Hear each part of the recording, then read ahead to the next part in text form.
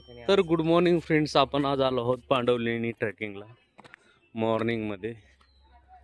हा ब्लॉग करण्याचा उद्देश तुम्हाला पांडवलेणीचा जो नजारा असतो तो दाखवण्याचा आहे. बघू शकता सकाळी सकाळी लोक इथं ट्रॅकिंगला येतात मॉर्निंग. तर आम्ही आता ट्रॅकिंग चालू केली आहे. इथून ते पांडवलेणीपर्यंत टोटल 3000 पायऱ्या आम्हाला चढायच्या आहेत. आता सकाळी सकाळी इथे एक्सरसाइज पण होतो. बघू शकता पायऱ्यांच्या चहूबाजूकडे एकदम घनदाट असा जंगल आहे. यात रात्री बिबट्या फिरतं, त्यामुळे रात्री इथे येणे खूप धोक्याचं आहे. आता जो व्ह्यू दिसतोय तोच पावसाळ्यात खूपच जास्त ग्रीन होऊन जातं. हा आमचा महेश माहिती ब्लॉगर. आम्हाला वर चढायला कंप्लीट अर्धा तास तरी जाईल आता. तर आम्ही तुम्हाला वरचा नजारा पण दाखवू. Stay connected.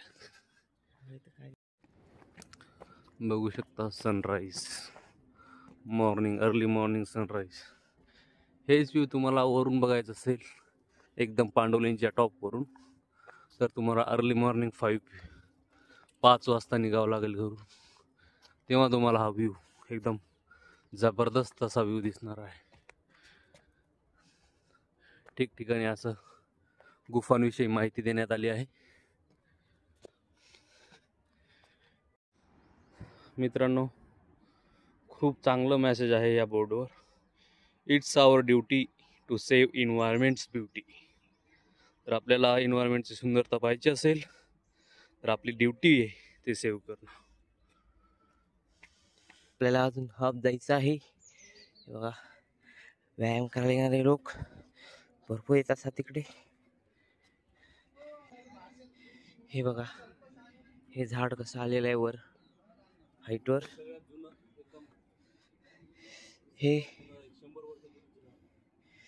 हे बघू शकता, जवळपास 100 वर्ष पूर्ण झाले या झाडाला. हे बघा कसा अँगल ने आलेला आहे. आज तक 50 बार आए हुए हैं इधर। आप तो आए हुए, आपका शहर है। हमारे स्कूल की पिकनिक ही आया करते। हे मोठे मोठे तोप जेव्हा युद्ध व्हायचे, हे मोठे मोठे तो जेव्हा युद्ध व्हायचे तेव्हा इथूनच डायरेक्ट पलटी करायचे. त्यामुळे जास्त जे शत्रू आहेत ते चढण्याचं धैर्य करायचे नाही. तेच ते तोप आहे. प्रत्येक गुफेवर नंबरिंग केलेलं आहे, बघू शकता. ही आहे त्यांची विहीर. एकदम पुराण्या काळात ही छोटे छोटे विहीर करून पाणी साठवायचे आणि इथूनच पाणी ते कलेक्ट करायचे. चलो,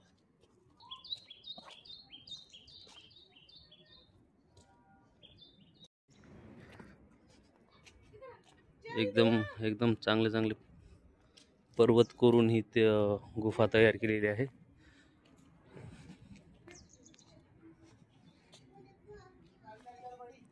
हे आपण सकाळचा व्ह्यू बघतोय. अर्ली मॉर्निंग तुम्ही पण या आणि सनराईजचा अनुभव घ्या.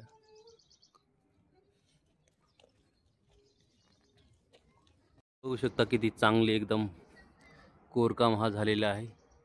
एकदम डेंजर असे भक्कम असे पिलर कोरून बनवलेले आहेत. चित्रीकरण पण बघू शकता कसे होते ते इंजिनियर.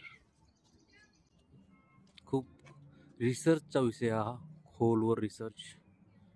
कारण की आता डिग्री घेऊन पण असं काम करू शकत नाही आपण.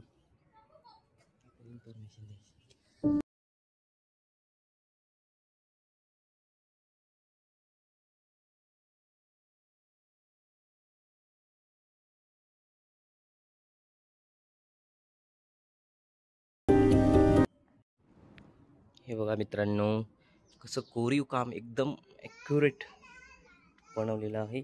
अशा काय पायऱ्या आहेत इकडे.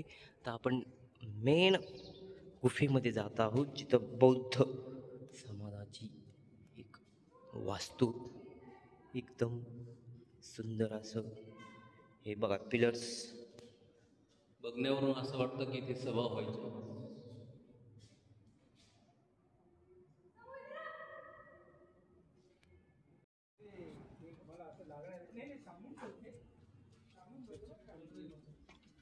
मध्ये नाही जात,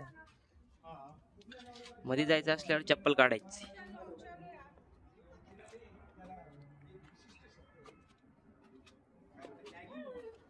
थोडं हाईटवर आलेलं आहे मी. वरच्या मजल्यावर पण एक लेणी आहे.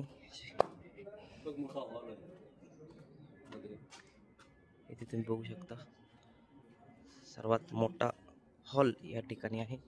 ते चप्पल सोडा, इकडे पण एक तुम्हाला आंघोळ करण्यासाठी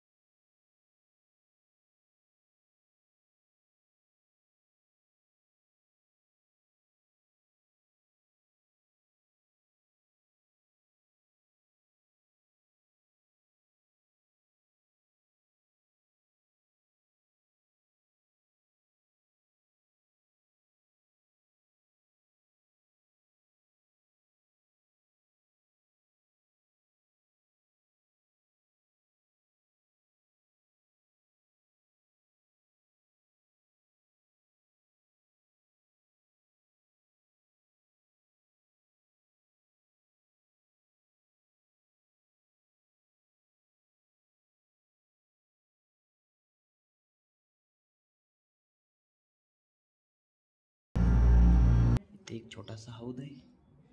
हौदाचं काय इंटेन्शन होतं माहिती नाही. मे बी आंघोळ करायला, पाणी प्यायला वगैरे असेल. यामध्ये छोटे छोटे मासे पण आहेत सध्या.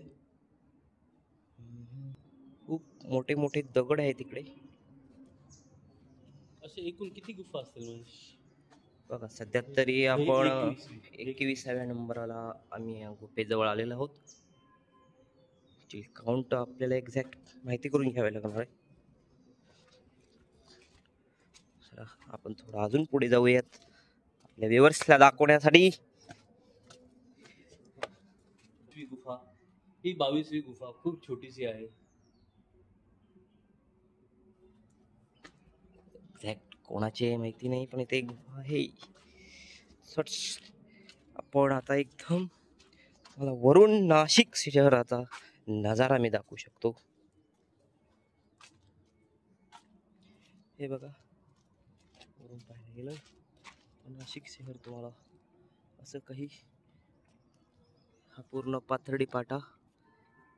ते 5 स्टार हॉटेल आहे. सेंटरला एक मोठीशी बिल्डिंग दिसते आहे.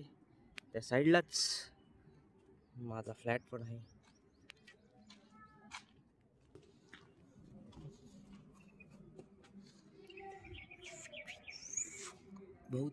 भरपूर अशा लेणी कोरीव काम इथं झालेलं आहे. हौदय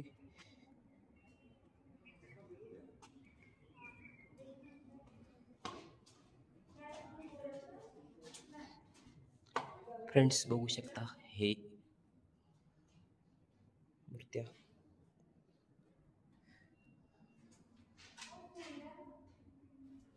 एकदम सुंदर असा कोरीव काम.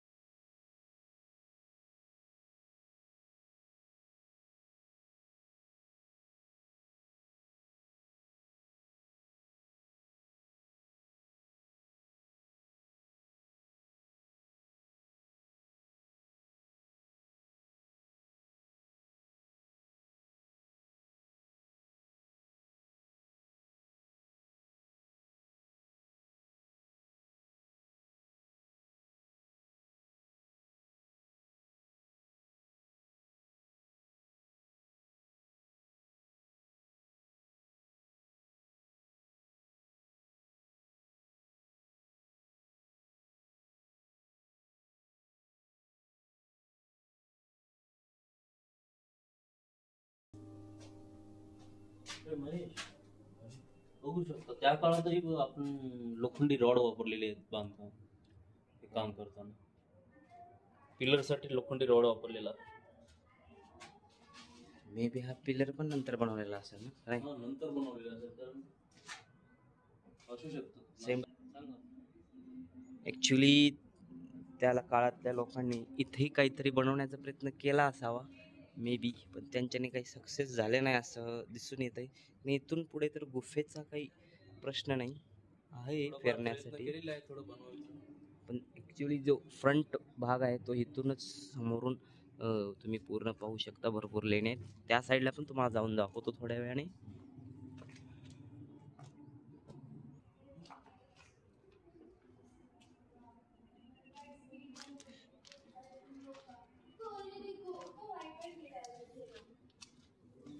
दिव्य असा व्ह्यू मतलब हे नाशिकचा भव्य दिव्य असा व्ह्यू. दूर दूर इथे आधी एकदम झाडांचं जंगल होतं, आता कॉन्क्रीटचं जंगल झालेलं आहे पूर्णपणे. पूर्ण कॉन्क्रीटच्या जंगलाने घेरून घेतलंय पांडवलेणीला.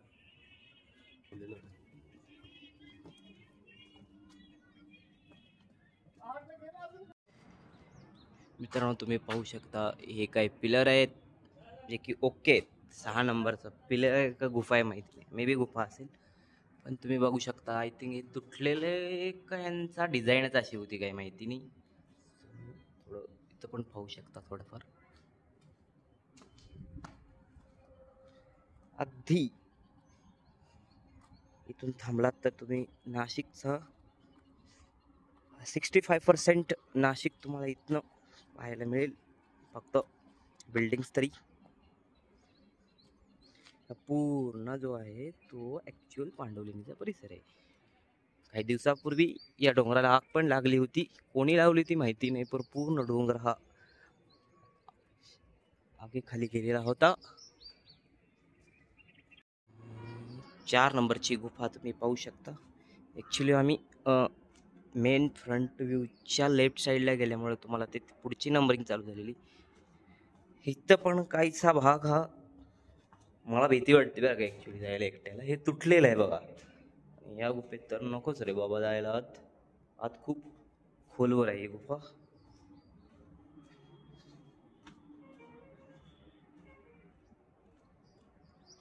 This is also one of the best design. Just we can call this the 3rd number of the caves. ज्यात मी जाऊन दाखवतो.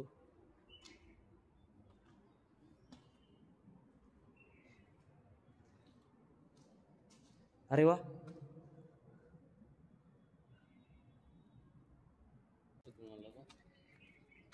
ओळख. हे बघा पावसाळा संपूर्ण खूप भरपूर दिवस झाले पण इथलं काही पाणी आटत नाही. बघू शकता यांचा काय डिझाईनचा उद्देश काय होता काय समजत नाही.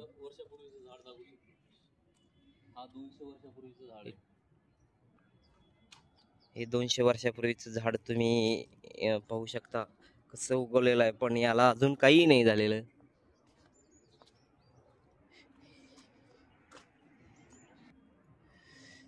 हे पण तुम्ही पाहू शकता जवळपास 5 ते 6 फुटाच्या एक पिलर. आपला बाथरूमच्या साईजचा एक पिलर आहे नुसता हा. सो असो डेंजर त्यांचं हे सर्व काही. आपण तिकडे जाऊन पण तिथं काय त्यांचा काय देव आहे कोणता ते आपण पाहू शकतो.